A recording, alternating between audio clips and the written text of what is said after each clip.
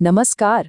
आज की इस चर्चा में हम एक ऐसे विषय की गहराइयों में उतरने वाले हैं जिसने भारतीय उपमहाद्वीप के इतिहास की दिशा को हमेशा के लिए बदल कर रख दिया। जी हाँ, मुगल साम्राज्य का उदय। 1526 में शुरू हुआ ये साम्राज्य 19वीं शताब्दी के मध्य तक अपना वर्चस्व बनाए रखने वाला था और इस पूरी कहानी के केंद्र में था एक आदमी, बाबर। एक तुर्क और सुन्नी मुसलमान शासक जिसने एक छोटे से राज्य को हारने से लेकर एक विशाल राजवंश की स्थापना तक का सफर तय किया। आज हम मूल स्रोतों से लिए गए तथ्यों के आधार पर इस पूरी ऐतिहासिक यात्रा का विश्लेषण करेंगे। आज के इस सफर में हम किन किन अहम पड़ावों से गुजरेंगे उस पर एक छोटी सी नजर डाल लेते हैं। हम शुरुआत करेंगे बाबर के शुरुआती संघर्ष से, फिर देखेंगे भारत का निमंत्रण, उसके बाद पानीपत की विजय, खानवा और घाघरा के युद्ध, फिर बाबर का शासन और विस्तार, और आखिर में उस हैरत अंगेज अंतिम चमत्कार की बात करेंगे। तो चलिए बिना किसी देरी के शुरू करते हैं। तो सबसे पहले बात करते हैं पहले अध्याय की, शुरुआती संघर्ष। 1502 का साल, ये वो वक्त था जब बाबर पर बहुत ही छोटी उम्र में परिवार और राजपाट की सारी जिम्मेदारी आ गई थी। उसने अपने पैतृक स्थान फरगना पर कब्जा तो किया, लेकिन किस्मत देखिए, वो जीत ज्यादा दिन टिक नहीं सकी और उसे जल्द ही अपना राज्य गंवाना पड़ा। उसे और उसके कुछ गिने चुने वफादार साथियों को दर दर की ठोकरें खानी पड़ी। लेकिन वो कहते हैं ना, एक सच्चा रणनीतिकार कभी हार नहीं मानता। 1502 में जब उसके दुश्मन आपस में ही उलझे हुए थे, तब उसी आपसी रंजिश का फायदा उठाते हुए बाबर ने अफगानिस्तान के काबुल पर जीत हासिल कर ली। और सिर्फ इतना ही नहीं, इसके बाद उसने अपने खोए हुए फरगना और समरकंद को भी वापस ले लिया। अब इन लगातार युद्धों और सत्ता के संघर्ष के बीच एक और चीज हो रही थी। उसका परिवार काफी बड़ा हो चुका था, 11 पत्नियां और 20 बच्चे, और इन्हीं में से उसने अपने सबसे बड़े बेटे हुमायूं को अपना उत्तराधिकारी चुन लिया था। ये एक ऐसा फैसला था जो आगे चलकर मुगल साम्राज्य की पूरी तस्वीर तय करने वाला था। आइए अब आते हैं दूसरे हिस्से पर, भारत की तरफ से आया एक अप्रत्याशित निमंत्रण। जरा उस वक्त के राजनीतिक हालात की तुलना करके देखिए। एक तरफ भारत की स्थिति पूरी तरह से बिखरी हुई थी। दिल्ली का सुल्तान इब्राहिम लोधी एक कमजोर शासक साबित हो रहा था और राज्य के कई हिस्से अलग अलग होकर स्वतंत्र रूप से काम करने लगे थे। वहीं दूसरी तरफ काबुल में बैठा बाबर, जो किसी भी कीमत पर अपने साम्राज्य का विस्तार करना चाहता था। मध्य एशिया में उसके पास आगे बढ़ने का रास्ता नहीं था, और ऐसे में भारत की ये कमजोर राजनीतिक स्थिति उसके लिए एक बेहतरीन मौके की तरह थी। और यहाँ आता है सबसे बड़ा ट्विस्ट।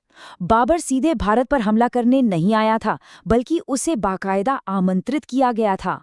और बुलाने वाले कोई आम लोग नहीं थे। पंजाब का गवर्नर दौलत खान, जो इब्राहिम लोदी से बेहद नाखुश था। इब्राहिम का चाचा आलम खान, जो खुद दिल्ली की गद्दी चाहता था। इसके अलावा मेवाड़ के राजा राणा संग्राम सिंह, जिनकी लोदी से पुरानी रंजिश थी, और कुछ असंतुष्ट अफगान गुट भी इस साजिश में शामिल थे। इन सबको यही लगा था कि बाबर आएगा, इब्राहिम लोदी को हराएगा और सारा माल लूटकर वापस काबुल लौट जाएगा, जिससे सत्ता उनके हाथ में आ जाएगी। फिर वक्त आया हमारे तीसरे अध्याय का, पानीपत की विजय। ये नंबर 4 एक बहुत ही दिलचस्प कूटनीतिक तथ्य को दर्शाता है। स्रोत बताते हैं कि निमंत्रण मिलने के बावजूद बाबर ने कोई जल्दबाजी नहीं की। पानीपत के मैदान में उतरने से पहले उसने पूरी तरह से 4 बार हालात की जांच पड़ताल की। बिना सोचे समझे युद्ध में कूद पड़ना उसकी शैली नहीं थी। और फिर आया अप्रैल 1526 का वो दिन, जब पानीपत के मैदान में आमना सामना हुआ। दस्तावेजों में स्पष्ट रूप से बताया गया है कि बाबर ने इस लड़ाई में जीत हासिल की। स्रोत में ये दावा भी किया गया है कि इब्राहिम लोदी युद्ध में खुद को बुरी तरह हारता हुआ देखकर इतना हताश हो गया कि उसने खुद को ही मार डाला। इस एक घटना ने एक ही झटके में भारत की पूरी राजनीतिक तस्वीर को पलट कर रख दिया और मुगलों के लिए दरवाजे पूरी तरह से खोल दिए। अब चलते हैं चौथे दौर की तरफ, खानवा और घाघरा के निर्णायक युद्ध। जैसा कि हमने देखा, निमंत्रण देने वालों को लगा था कि बाबर वापस चला जाएगा, लेकिन भारत में ही रुककर साम्राज्य बनाने के उसके फैसले ने खलबली मचा दी। 17 मार्च 1527 को खानवा में एक जबरदस्त टक्कर हुई। एक तरफ थी राजपूतों और अफगानों की विशाल सेना, जो अपनी पारंपरिक और वीरतापूर्ण युद्ध शैली के लिए मशहूर थी, और दूसरी तरफ थी बाबर की सेना, जिसके पास तकनीकी रूप से उन्नत नए उपकरण थे, जिसमें तोपखाने और बारूद का इस्तेमाल मुख्य था। इन आधुनिक हथियारों के सामने पारंपरिक शैली टिक नहीं पाई। ये युद्ध राणा संग्राम सिंह और उनके साथियों के लिए एक विनाशकारी हार साबित हुआ। स्रोत के अनुसार जब राणा संग्राम सिंह ने देखा कि उनकी हार निश्चित है तो वे मैदान से चले गए और बाद में उन्होंने आत्महत्या कर ली। इस हार ने राजपूतों के भविष्य को गहरे संकट में डाल दिया और इसी प्रचंड जीत के बाद बाबर को गाजी की उपाधि से नवाजा गया। हम यहाँ केवल ऐतिहासिक स्रोत में किए गए दावों का विश्लेषण कर रहे हैं जो उस समय की भारी उथल-पुथल को दर्शाते हैं। मुगल सत्ता का ये विस्तार हैरान करने वाला था। जरा इस टाइमलाइन को देखिए। 1526 में पानीपत की जीत, 1527 में खानवा की जीत और अंततः मई 1529 में घाघरा के युद्ध में उसने बिहार और बंगाल में बचे हुए विरोधी अफगानी शासकों को भी हरा गया। महज 3 सालों के अंदर एक के बाद एक लगातार 3 बड़ी जीतों ने उसे भारत में एक अजेय ताकत बना दिया। लेकिन जरा सोचिए, जब सारी बड़ी चुनौतियां खत्म हो जाएं, जब एक विशाल साम्राज्य खड़ा हो जाए, तब क्या होता है? युद्ध के इस दौर के बाद आखिर शासन कैसे चलाया गया? और यही है हमारा 5वां अध्याय, शासन और विस्तार। बाबर के शासन से जुड़ी कुछ बड़ी ही दिलचस्प बातें सामने आती हैं।